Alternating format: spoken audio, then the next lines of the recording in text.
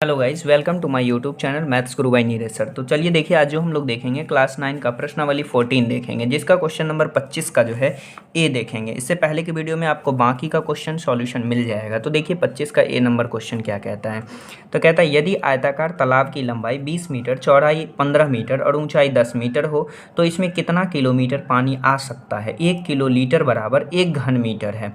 तो चलिए देखते हैं, इसे निकालते हैं। तो सबसे पहले हमें क्या दिया है, तो तालाब का जो है लंबाई दे दिया है। तो यहाँ लिख लेते हैं तालाब की लंबाई।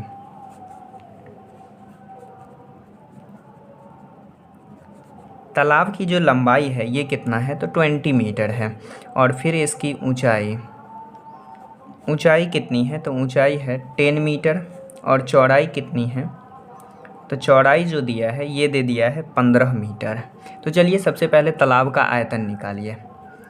तालाब का आयतन, तो तालाब का जो आयतन होगा वो क्या होगा, तो L into B into H हो जाएगा। L कितना है, तो 20 है। B कितना है, तो 15 है। H कितना है, तो 10 है। अब मल्टीप्लाई कर दीजिए। तो मल्टीप्लाई करेंगे तो ये 15 दूना का 30 हो जाएगा। और एक दो जीरो है तो 2 जीरो पुट कर दीजिए, यानी इतना मीटर क्यूब जो है हमारा आयतन हो गया।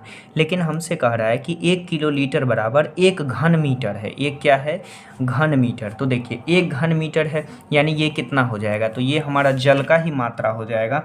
और हमारा जो जल होगा वो कितना हो जाएगा, 3000 किलो लीटर।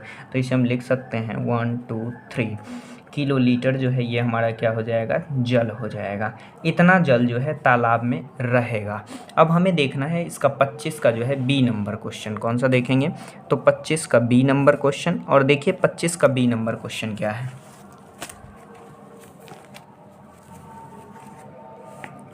देखिए 25 का बी कहता है 25 डेसीमीटर लंबे तथा 15 डेसीमीटर चौड़े खेत में 8 सेंटीमीटर पानी बरसा तो इस पानी का आयतन घन मीटर में ज्ञात कीजिए। यानी इसे हमें मीटर में ले जाना है। तो चलिए देखते हैं। तो सबसे पहले हमें क्या कर लेना है कि लंबाई चौड़ाई जो दिया है उसे हम लिख लेते हैं। तो लंबाई क्या है, लंबाई जो हमें दिया है ये 25 डेसीमीटर दिया है। और चौड़ाई जो है ये हमारे पास है 15 डेसीमीटर। कितना है, 15 डेसीमीटर। और जो ऊंचाई दिया है, ऊंचाई जो दिया है ये ऊंचाई कितना दे दिया, तो ऊंचाई है हमारा, या फिर मान लीजिए गहराई है। तो गहराई कितना है, गहराई 8 सेंटीमीटर है। 8 सेंटीमीटर है। अब आप देख रहे हैं कि सारा यूनिट जो है हमारा किस में है, कोई डेसीमीटर में है तो कोई सेंटीमीटर में है। आप कीजिए कि इस सब को जो है एक यूनिट में ले चलिए। तो अगर हम मान लीजिए मीटर में ले जा रहे हैं तो आपका हो जाएगा डेसी सेंटी मिली, लेकिन हमें मीटर में जाना है। Deci centi milli, metre deci. देखिए तो आप क्या कीजिए कि इसे जो है इसका जो है हमसे पूछा गया है आयतन। क्या पूछा गया है, आयतन। तो आप इसका आयतन निकाल दीजिए। अब इसका आयतन निकालिएगा तो इसे सबसे पहले जो है हमें लाना होगा मीटर में। अगर इसे हम मीटर में लाते हैं तो 10 से डिवाइड कर दीजिएगा तो ये 0.8 मीटर हो जाएगा। कितना हो जाएगा, 0.8 मीटर। इससे अगर हम मीटर में लाते हैं तो इसमें भी आपको कितना से करना पड़ेगा, इससे करेंगे तो ये हमारा जो है सेंटीमीटर में है और इसे मीटर में ले जाना है। तो 1 मीटर बराबर कितना होता है, 100 सेंटीमीटर। तो यहाँ हमें 100 से करना पड़ेगा। तो यहाँ कितने अंक बाद पॉइंट चला जाएगा, तो यहाँ 1 नहीं 2 डिजिट बाद जो है हमारा क्या आ जाएगा, पॉइंट आ जाएगा।